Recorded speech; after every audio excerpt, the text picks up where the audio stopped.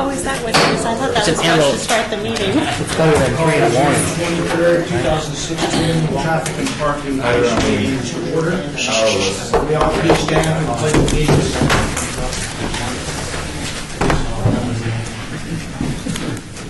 Allegiance to the flag of the United States of America and to the republic for which it stands, one nation under God, indivisible, with liberty and justice for all.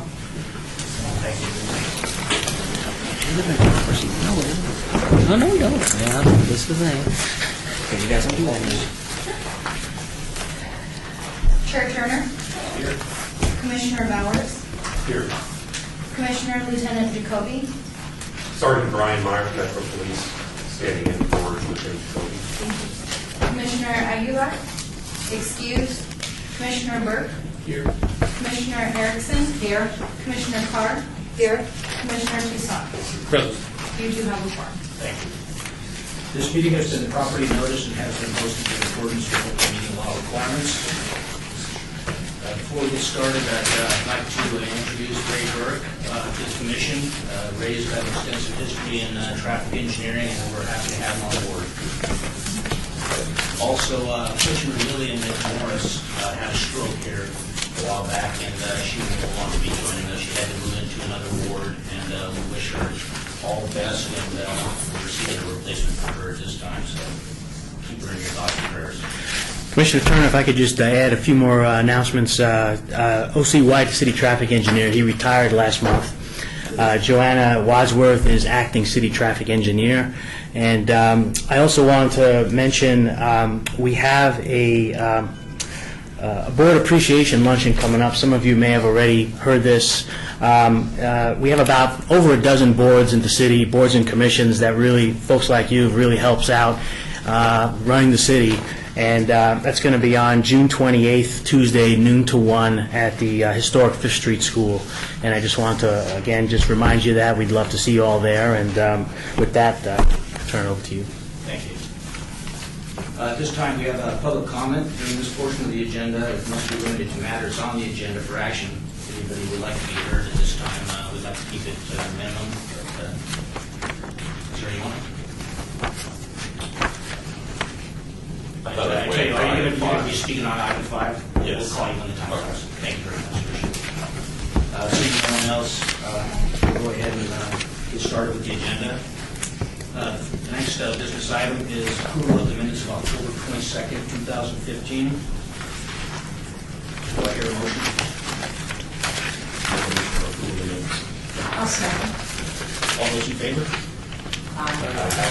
Opposed? That's approved. All right, the first item on the agenda is the discussion of possible action for the installation of speed cushions on 15th Street between Wilkie Boulevard and Charleston Boulevard. Mr. Hanson? Commissioner Turner, thank you. Just for the record, Mike Jansen, Transportation Division Manager. I've got a little PowerPoint here just to help along with some of the slides as we discuss these matters today. This first item is regarding 15th Street, and just to point out a few things for you. The section we're looking at is between Charleston and Oakey. Oakey and 15th is an all-way stop. Franklin and 15th is an all-way stop. And we have a traffic signal at Charleston and 15th. And when we received a request to consider speed humps for this corridor, we found out that it's a response route for the fire department. And there were concerns with incorporating speed humps on this route. And so we had done some research in the past on what some other communities have been doing to try to address when you have a street that's very residential in nature, but it's also a response route, and so it's generally not eligible for speed humps. And we found a new type of device that we're calling speed cushions. I've heard it called a few different ways. Some folks call it, we've got the speed cushion. Some call it speed lumps. It's got a couple of names around the country. City of San Diego has used them as well. And so when this request came before us, we said, well, this would be a great chance for us to try something out working directly with the fire department, and that's just what we did right at this location here, which is midway between, right between Francis and Norman. That's where we installed the device, and let me just show you what it looks like. The next slide. Historically, we've done speed humps all over the valley for many years, and that's the type on the side here.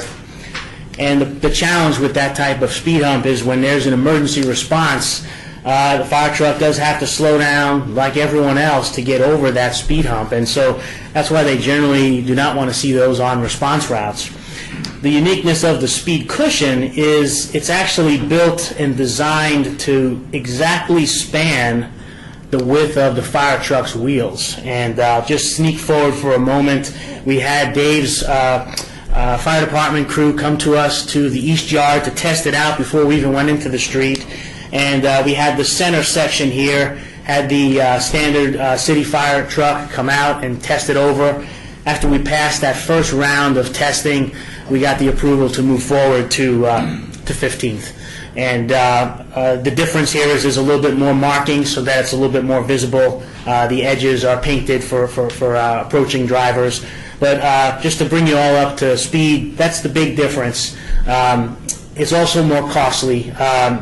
These devices are installed with dowels that are drilled into the pavement. They're solid, they're rubber devices, but they are installed differently from a standard speed hump. And so they're more costly at about $6,500 each. To give you a little bit more background on the item at hand, when we received a request from the neighborhood for this treatment to just help with the traffic calming out there, our study showed the speed was 55 miles per hour, 85th percentile. That's certainly a speed that gave us some concern. And it has about 1,653 vehicles per day traveling on the street. Our typical criteria, if this was not a response route, would have been 800 cars or more, and we would be supportive of a speed hump treatment. That's why we wanted to go forward with this test. So it easily met the points that we normally go. It garnered 64 points where 40 points is necessary to meet the criteria. We also sent out a survey to property owners to find out, after we did the test, would they be in favor of us installing more cushions. And let me go back briefly to the drawing here. If approved, we were proposing to install 3 more cushions so that the entire corridor from Oakey to Charleston would be treated. And we sent out 57 notices, and we received back 13 of them. 10 were in favor of the speed cushion, wanting more installed. 3 were in favor of leaving the current cushion but not installing any more. We've recommended denial on the installation of more cushions solely because we didn't get a lot of response. We were hoping to get more feedback from the neighborhood, and if we had a little bit more responses in favor, we would have certainly supported the request. And with that, I'd be happy to answer any other questions you might have. Do you have any trouble those things walking, in other words, moving when the truck hits it? Because we had some up there where the asphalt got so hot that they started shifting. Commissioner Burke, that's part of why we're using this as a pilot test. We're trying to see how it handles the summer. As we know from the last couple of days with the heat we have, we want to see how the device holds up with our heat, if it moves at all. Just like you said, we have epoxy dowels on every corner. From the installation, it seems pretty stout. The vendor that we use for this product, they've indicated they've used them with success in a lot of cities, and so we're going to test out if they can hold up to our heat and run through some of those tests. Just go back to the picture here for a moment to show you the gaps. So it can accommodate that fire truck crossing, and certainly residents who might be walking across the street, they still have the side parking lanes that are next to it. You can see on each side for getting, if they happen to be in that area, maybe going, putting their garbage pails out or anything like that. So I think they can walk around it, but as we know from some of our parks, that rubber material does get hot. And I think we're going to also do a temperature to compare how hot they get compared to a regular speed hump. So we would certainly be following that up with some additional information. I think at this time we'll go to public hearing and then we'll go to the commissioners, okay? This has been advertised as a public hearing. If there's anyone present who would like to speak on this item, come forward and state your name and address. I see that we've got several cards on this item. Mark Brandick. I live on 14th or 15th Street and Sweeney, so I'm like right in the middle of the area. Excuse me, could you come up and speak in this microphone, please? Or as close to it as possible. Okay. Thank you.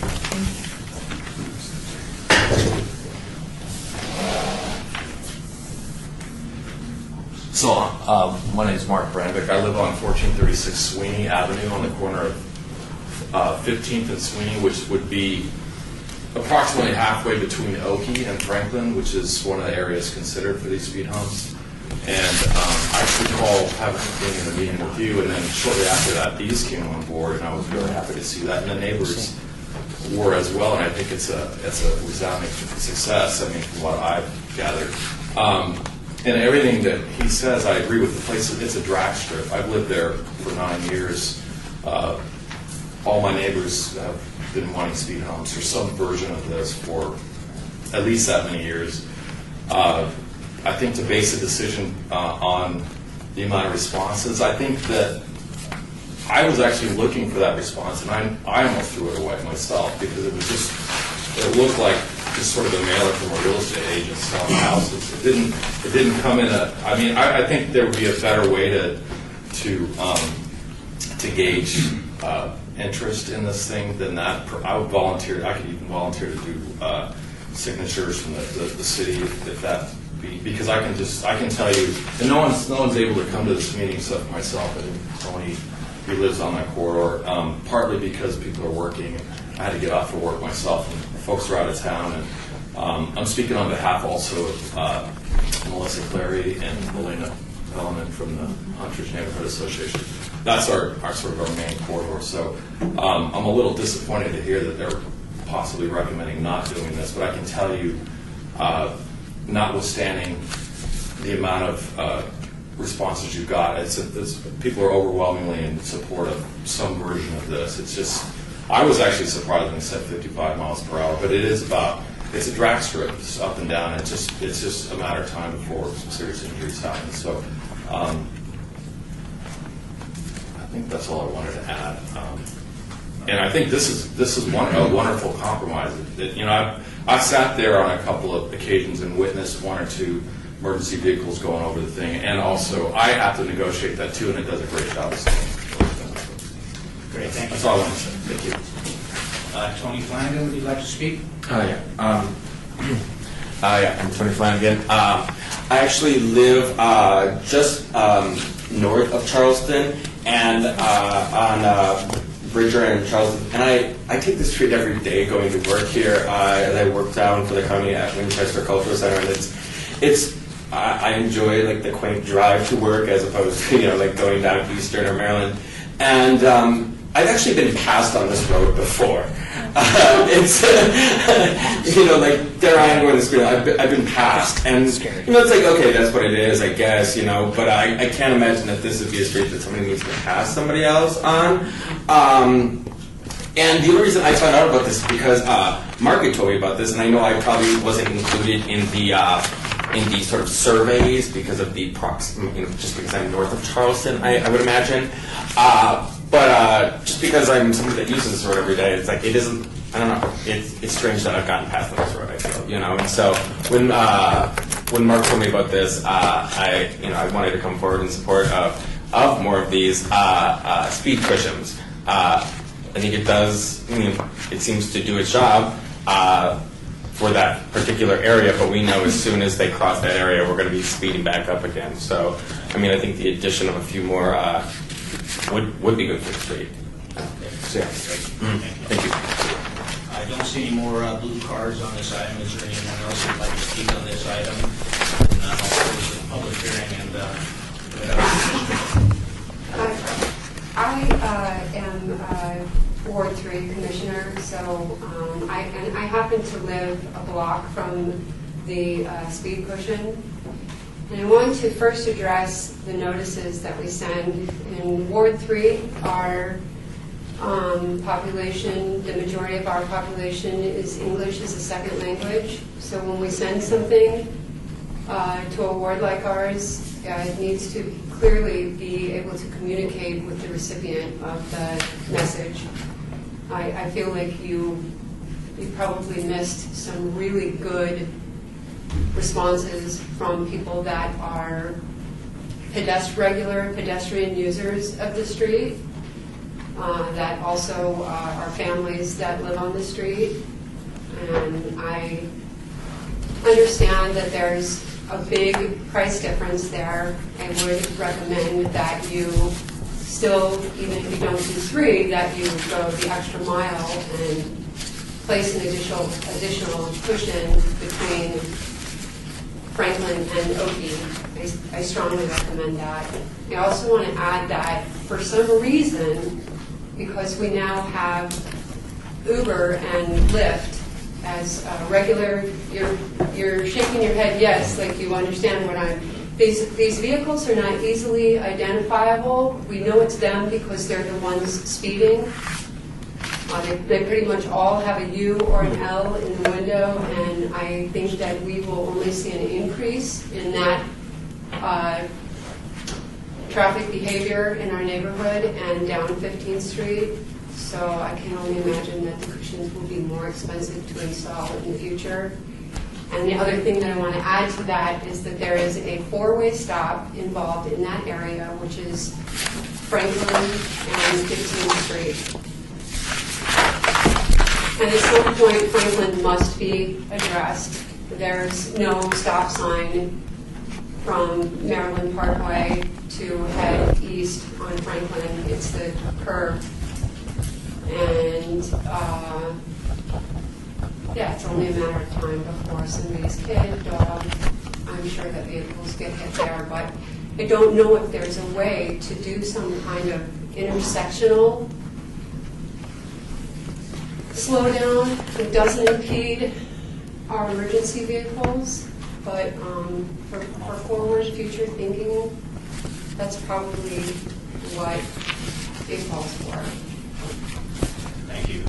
Commissioner Trusant. Yeah, this was for Mike. A couple questions. One is these cushions, how long have they been installed? They were installed, the date that we installed them was in March of this year. So we got them in just a couple of months. 3 months. Okay. Yeah. And by now you wouldn't know if there's any maintenance issues with them. Yeah, that's right. The summer will give us a good flavor on how strong the devices are. As far as, we got definitely the Pepsi challenge with our summer. So but from what we were able to find out from some of the other entities that did use this product, they did report that they are pretty solid. And that's through this summer, it'll be definitely okay, right? Seems to be the second question is, I grew up here in Las Vegas. I'm pretty old, so I know 15th Street from my childhood. And at that time, it was a major traffic pattern for people who were north of Fremont and Charleston, like I was, and we all drove through there, and it was always crazy. And so it hasn't changed, apparently. My question is, people go down 15th, probably going to go across Oakey, past East St. Louis, and on to Sahara. What about those areas? They have the same problem, or is it something different about the traffic pattern? The request that we had was focused on this stretch, and a lot of the traffic studies that we do are hearing from citizen input. We won't necessarily know if we have a speeding problem, usually until the neighborhood bring it to our attention. And it's those residents that live on that street and hear the traffic on a daily basis they know their street better than any one of us. And so that's why we never hesitate to do a traffic study anytime we're asked. And we tell all of our citizens, if there's anything that you feel is a concern, let us know. We'll do a study. And once we collect the data, that's when we can validate. I don't know if I pointed out, the study we did before we put in the pilot test was 55 miles an hour. After we put in the test, at the same location we measured the speeds dropped to 34. So we feel good that the product is the right tool to use for these types of circumstances. Right, thanks. I can answer your question about a traffic pattern on 15th Street, continuing from Oakey south to St. Louis. There are existing speed humps. Well, there are. Yes, long thought that they existed because County Commissioner Chris G. lives on that street, but I think they probably just needed to be there. And when you reach St. Louis, there is then a median which will stop you. And it's not convenient to continue around that median onto Sahara. Okay. The choice is then to either make a left or a right and continue hauling buns down that residential street to wherever you're going. Thank you. Commissioner Kerr, just to mention, as you mentioned, that splitter island that we have down there, as you mentioned, it's a street that had been overlaid a couple of times, and the island went from a 6-inch island to a smaller island, and folks were actually coming from Sahara driving over the island, and some of the residents in the area said, hey, do you realize they're driving right over the island? So we added some additional traffic control, these buttons and vertical delineators to try to stop that. Big difference. Yeah. But again, it all comes back to the citizens that see these things on a daily basis. And anytime we hear those types of concerns, this program, neighborhood traffic management program, that's really what the purpose of the program is. I have a question. What is the actual posted speed? Should be. It is posted 25. Good luck with that. Just wondered on that one. And knowing that, I was looking on my neighborhood. By the Harrison. Okay, question would be, it's showing 4 of these cushions.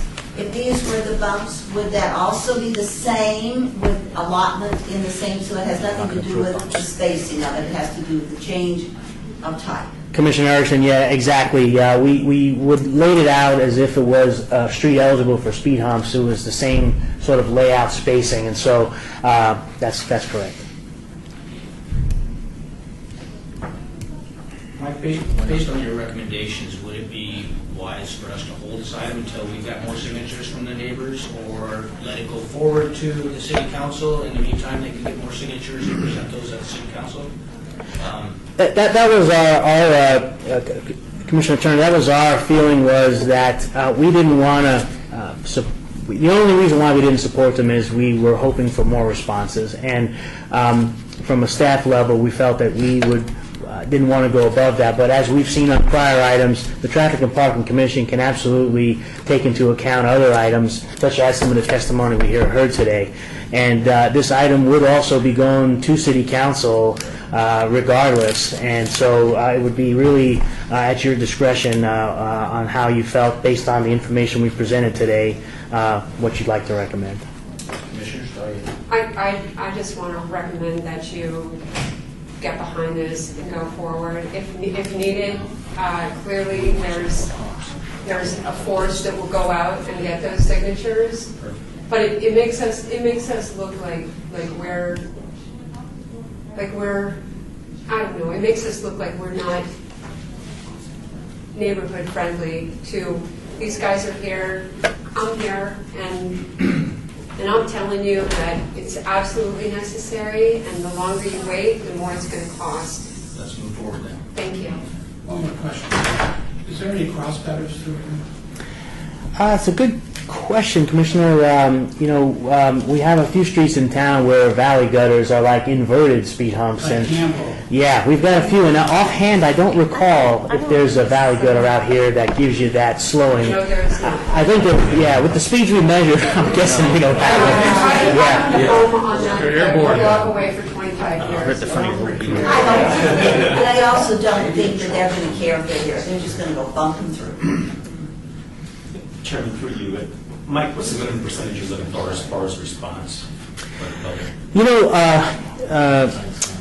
usually we just like to see, you know, around 25-30% to know that the bulk of the folks who live on the street, the adjacent, so we mail out to everyone at fronts. Because what we hear sometimes when we've done speed humps is pickup trucks, when they go by, they make a lot of noise. You know, pickup trucks can make a lot of, you know, stuff moves, moving trucks, the UPS truck, and so some residents don't really want a speed hump because of the noise factor. They like that it slows things down, but for some folks, you know, as we heard, you know, a few folks said they didn't want any more, and generally it's a noise-based issue, and that's why we would love to get 50%, but I'd say closer to 25-30% would be, How many you know. questionnaires did you put out? I believe we had 57 out, and we had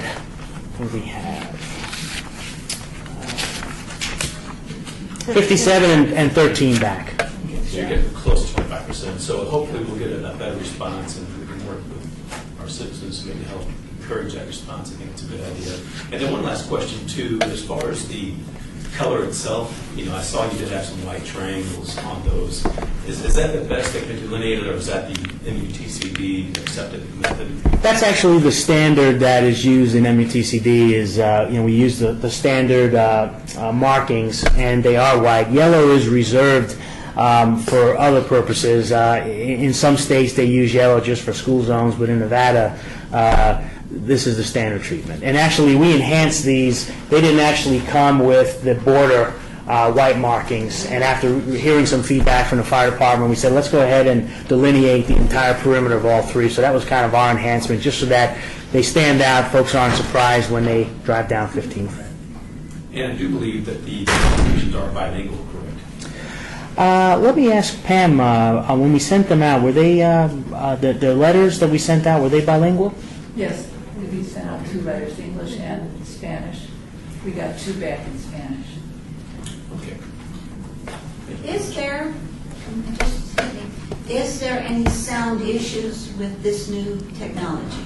Is it less than the previous technology for the homeowners? Commissioner, I think that's part of the study we're going to do. We're going to try to do a comparison of sounding of some of the things Commissioner Burke mentioned, temperature, sound, and because they're only in March, we're still in that testing period. And this was truly a pilot test so that we can capture all of that information. But that's certainly an element that we want to catch to see if the profile of the speed hump, or in this case, the speed cushion, we believe it's very similar, so we don't think it'll be any noisier.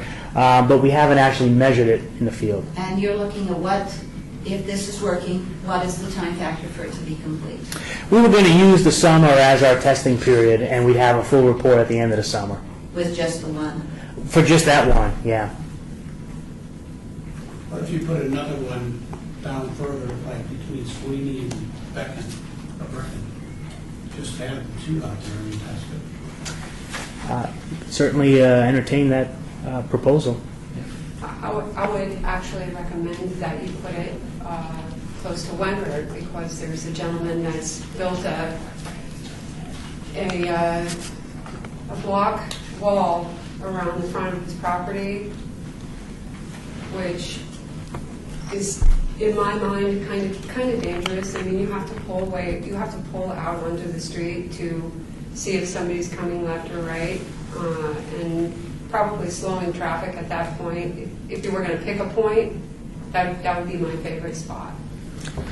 And I think we had shown one basically between Wengert and Sweeney, right in that middle point. Do you agree with that, Mark? Do you know what I'm talking about? Yeah, I know the house. I just feel like roughly around where my intersection is represents probably the highest speed before they begin to slow down.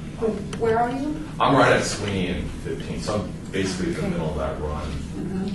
And I know what you're talking about. I feel like Wengert is close to Franklin, so that they probably don't gain enough speed for the speed bump to really have the return on investment. I see what you're saying. Unless it was there and then there was another one spaced evenly between where you're proposing and Okie, that would make sense. But if we were just doing a single test, it would seem to make more sense if it was more in the middle. But you know what I mean? Like around that. I agree with you. I agree. between Bracken and Sweeney-ish, because that seems to be where they catch the highest rate of speed and then they slow down. Commissioner And Carey, the we no, have to close the public hearing. I'm sorry, I'm so sorry. Would you like to entertain a motion? Just one more thing I want to say, the noise factor, it's noisy already. I don't think anybody's really, so I would entertain a motion that you at least install one more between Franklin and Obi, and then it'd be somewhere near Sweeney, and that we do it as soon as possible, since we're looking at 55 miles an hour down to 34 at the test stage. Anybody like to second the motion? I'll second. All those in favor? Any discussion? Sorry, any discussion? No, I think that's it. I think Okay. we've got a motion on the floor. All those in favor? Aye. All those opposed? Passes. Thank you very much, Richard.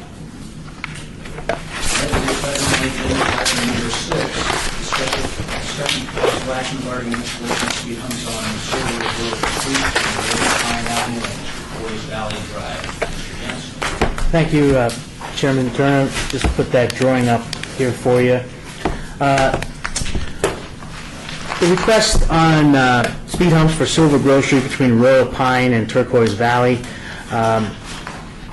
it did not meet the criteria as far as the vehicles per day. We measured the stretch, and I'll point it out to you on the overhead here.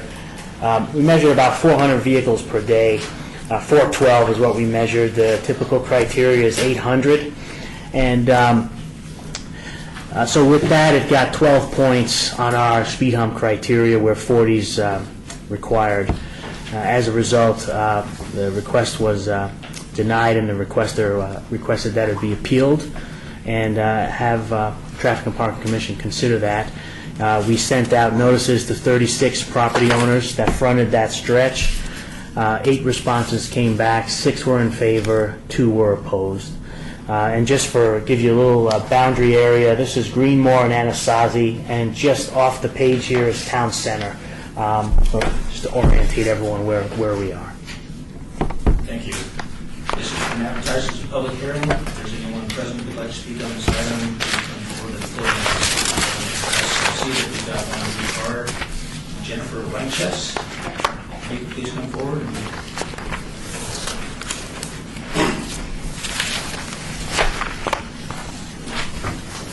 Well, I appreciate your willingness to look into it and see how many cars would go by for a subdivision. 412 is quite a few. If it doesn't meet the criteria for the speed hump, is there recommendations or things that can be done in a residential, because it's a small kid residential, and I don't know, did you get an average speed on how fast they go, but they really fly through there? It's a long, it doesn't look that way, but it goes on for several blocks, that one residential street, and it's enough for them to pick up a lot of speed. The posted speed is 25, and the 85th was 40, and I'm sorry to say it's kind of a typical speed that we see in a lot of our internal residential streets. Because it's an internal street structure, it's usually the residents inside that are, trying to get in and out of their neighborhood quicker, and because of limitations on the placement of speed humps, City Council set in place a threshold of 800 vehicles per day, and outside of that, staff doesn't have the ability to recommend approval. We have to recommend denial because it's below the threshold, but certainly, again, the Traffic and Parking Commission can take into account other items, and that's certainly why we're here today. Is there anyone else who'd like to come forward and speak on this item? If none, I'll close the public hearing. Commissioners, I'd like to hear your thoughts. Is there parking? Yes, there is, Commissioner. It's a public street, typical 51-foot residential type of street. It's the Summerlin version of it, so it's slightly different. Sometimes what we've done with some of the neighborhoods who brought these concerns to us where it didn't meet the criteria for a speed hump, we've worked with the HOA. Summerlin has their master HOA, but the smaller subdivision has your internal. And sometimes residents don't even realize how fast they're going. And so we've been able to provide sort of a form a letter to help with the HOA, and your HOA could send that out to all the residents, possibly with your, your quarterly newsletter, things of that nature, and having the study information sometimes opens their eyes, and that's certainly one thing that we've done in the past, and we could certainly do to work with your subdivision as well. That would definitely help. Commissioner Toussaint. Thank you. I just have a question. This looks like I could say a subdivision. How many homes, do you know how many homes are in this subdivision? I don't. I've been there 4 years, but I would imagine 800 plus. It's a lot of homes. Okay, thank you. I would ask a comment from the public. There are limited accesses into this community. It's not gate guarded, correct? Correct. Okay, so in fact, It's open. it would be the residents over the general public would be going in. To your knowledge, have there been any serious injuries due to this issue of speed? I'm not sure. I've been there 4 years. I just know that I've seen a lot of near misses and a lot of children running out in the street or bicyclists and those kind of things where it's squealing of brakes and minor fender benders. I've seen those kind of things. Because most of the planned communities, like the one where I live, they don't have yards to play in much, so the kids do congregate into the street. Don't want to see a child or anyone hurt. Right. I mean, I do see children seeing the humps is fun more to jump over, kind of like skateboarding. That's why I asked the injury rate. Commissioner, we did pull crash data as we do on all of our speed hump requests as part of the criteria. We certainly look at 3 years of crash data. We work with Metro and NHP and State of Nevada, who's the holder of all crashes, and we asked them, can you provide us with crash data on every request? And on this particular street, there were no recorded accidents in the prior 3 years, and I know some of you have heard petitions we've had in the past where there are no recorded accidents, but residents sometimes will say, hey, we saw our car was hit, or walls of that, they just were unreported. But from an official records perspective, we have no record of a crash on the street in the last 3 years. I can tell you, I live up in Summerlin, and I've had the same scenario in our neighborhood, and we put speed humps in there, and people who speed still speed. The ones that don't, they slow down, but it hasn't helped us at all, unfortunately. There may be some other things you can do. Is there a neighborhood management program that you deal with the HOAs in some of these cases? Yes, Commissioner, that's kind of the work we do, is try to work with all the established HOAs, and then in areas that don't have established HOAs, that have just community associations. Some of the older neighborhoods don't have established HOAs, and so we try to work with them and provide them with information. So when they identify that there's a crash problem, we'll go out and we'll look at site visibility, things of that nature, or in this case, the speeding concern. We'll get the speed study and we'll put all the data together, and that's kind of usually the feedback we provide them, is some information to share with the residents through their newsletters, through their mailings. And what we've heard has been, geez, I didn't realize, some of the residents have kids out there as well, and when they see that information, it kind of raises their eyes a little. And I think information is certainly powerful, and at least that's, from this request, we can at least give them that information. A lot of HOA newsletters, people don't read them. Right. If you get 50% of them, you're doing good. Yeah. Commissioners, would anyone like to entertain a motion? Please, I recommend that we follow staff's recommendation. all those in favor? Aye. All those opposed? Motion carries. Next item on our agenda is item number 7, discussion for possible action to change the speed limit on Durango Drive between Proctor and US 95 from 45 to 40. Mr. Jensen. Thank you, Commissioner Turner. This is a slightly new request in that about a year and a half ago, the Regional Transportation Commission of Southern Nevada held a workshop to evaluate a new tool known as US Limits, and it's a tool that was developed by the Federal Highway Administration Office of Traffic Safety.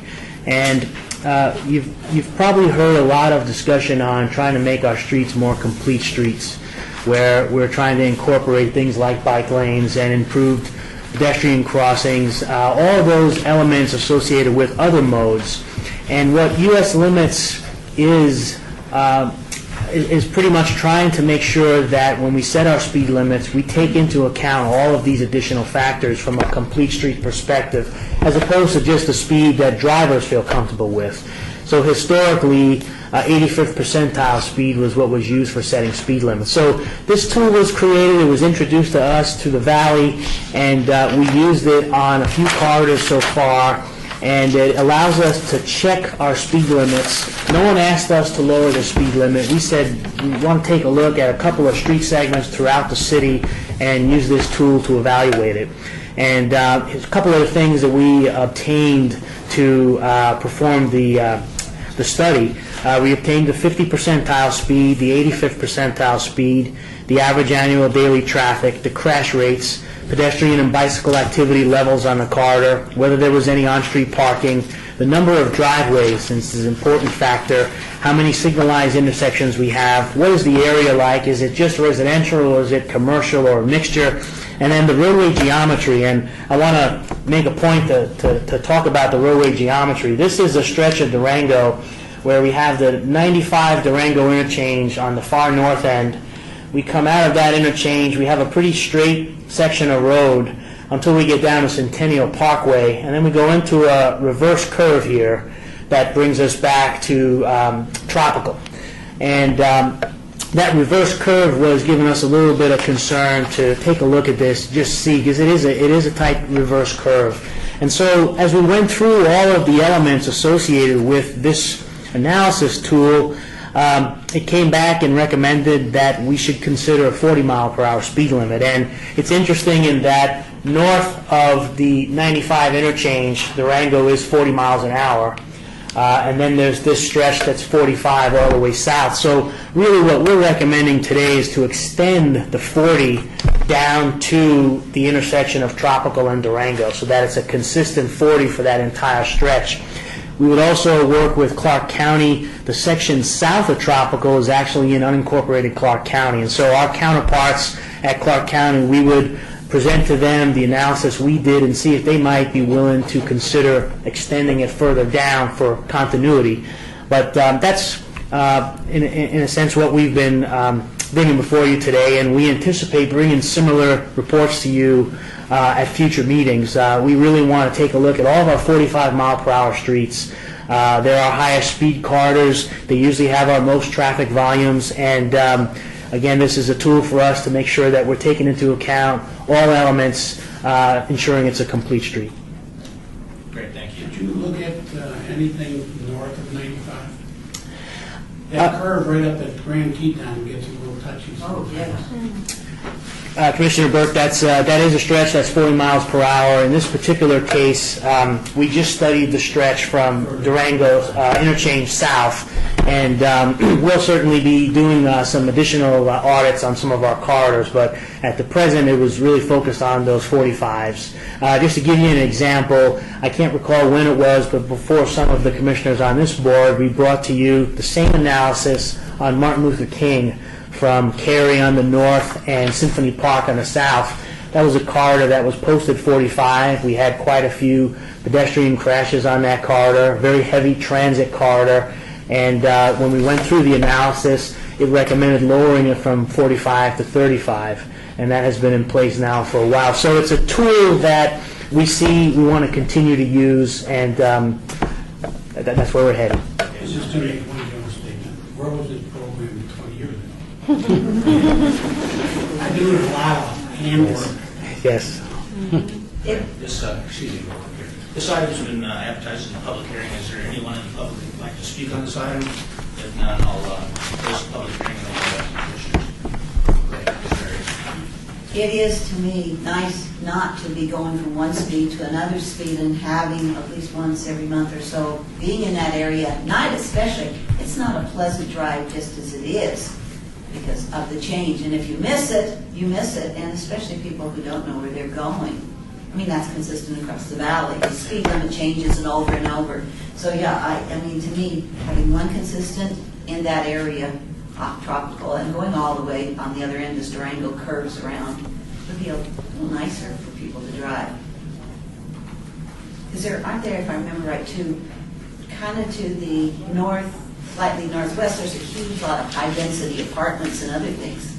So people coming out, I've been in those, and that is a pain if it's, the speed is higher trying to get through it, even with the light. Correct. It's a lot of high-density apartments, condos, a number of parks, and also a lot of commercial. And so you have a lot of driveways. And so a couple of the elements on this corridor that stood out, the analysis tool compares crash rates to nationwide rates for a similar size road. And so when you look at in the backup on the analysis, the crash rate that we measured was 327 per 100 million vehicle miles. That's the standardized rate that's used.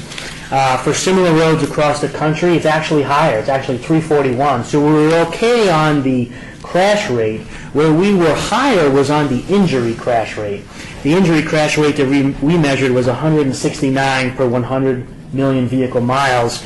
The nationwide rate for a similar road was 110. And so what that tells us is potentially some of those crashes are not just fender benders, but they're more serious crashes, potentially because of the way the road geometry is. And so those are just some of the factors that came out of the analysis. The road carries almost 26,000 cars a day, so it's got a good amount of traffic on it. And again, we're supportive of the results, and that's what we'd seek your approval to take it to the next notch. Sounds good. Anyone else like to speak on that? Just looking at the speed, the 85th percentile speed and the 50th, I don't think that reducing that speed limit by 5 miles is going to hinder anybody. The positive is that somebody may not be seriously hurt. So I would like to make a motion that we follow staff's recommendation. We have a motion on the floor. Anyone like to second that motion? Second. All in favor? Aye. Opposed? That motion carries. Thank you.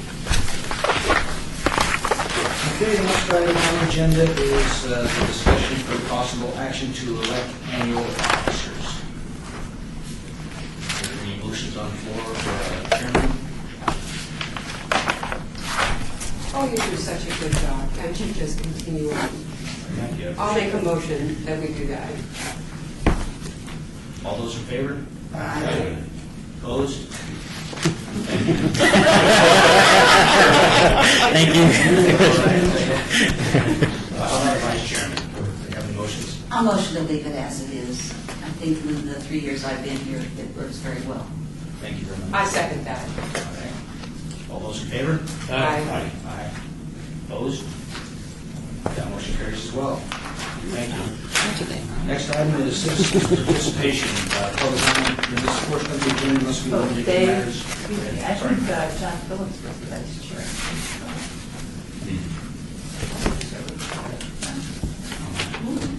Well, they didn't know one, huh? You know, we haven't had any meetings this year, have we? No, not for a while. All right, let's do that over again. That's why Supposed to be nominated. We have a motion for vice chair.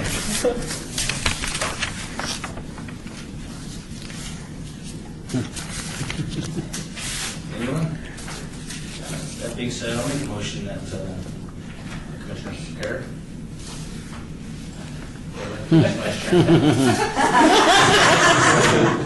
You all would have to be very patient with me. We will be. I'll second it. Big table. Opposed? That motion carries. Thank you. All right, next discussion is citizens' participation. Is there anyone here that would like to speak on anything? If none, I will adjourn the meeting. Thank you.